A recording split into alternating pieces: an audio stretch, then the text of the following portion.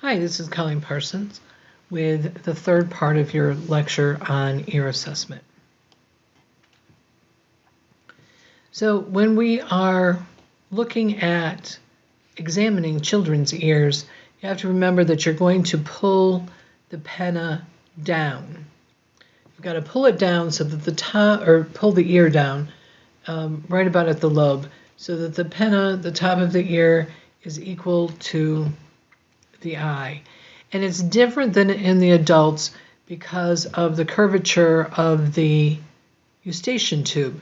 And what's interesting about that is that's why children have more ear infections than adults do, because their ear actually catches bacteria, water, tears. Infants will collect milk if it's dripped from their mouth, and bacteria grows in there. You want to be very careful with an examination, otoscopic examination of children. You're going to use a smaller speculum, and you're going to be very careful because they cry, they move, so you've got to have a lot of practice with this before you start practicing on a child.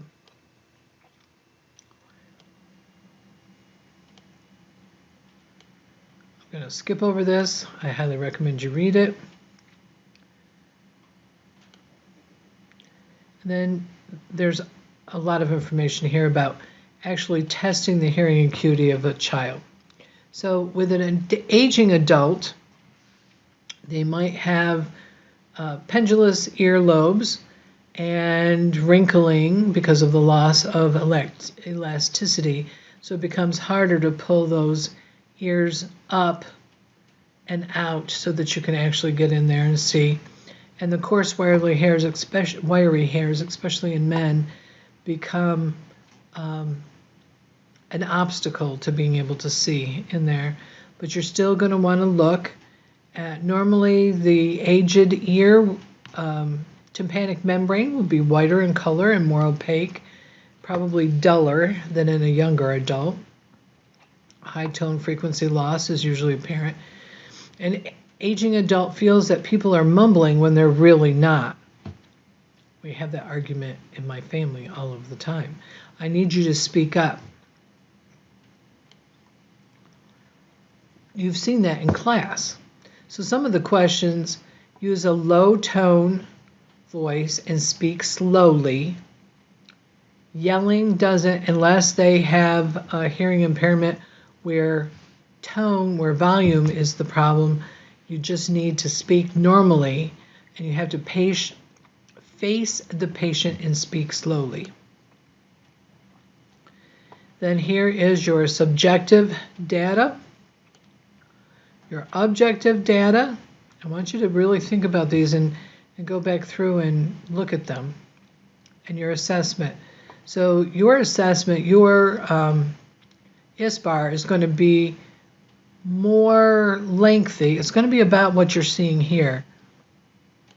Okay, so here's your objective data that you'd be telling as a report, your subjective and objective data together.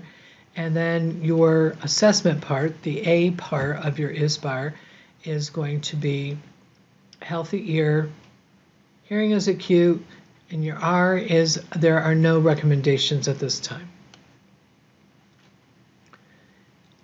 So here's your summary, and then any abnormal findings. Now, I highly recommend, just like I did with the eyes, that you come in and you talk to, you come in and you look at as many ears as possible.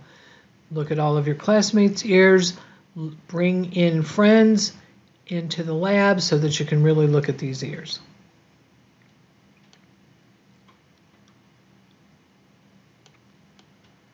And that is the end of part 3.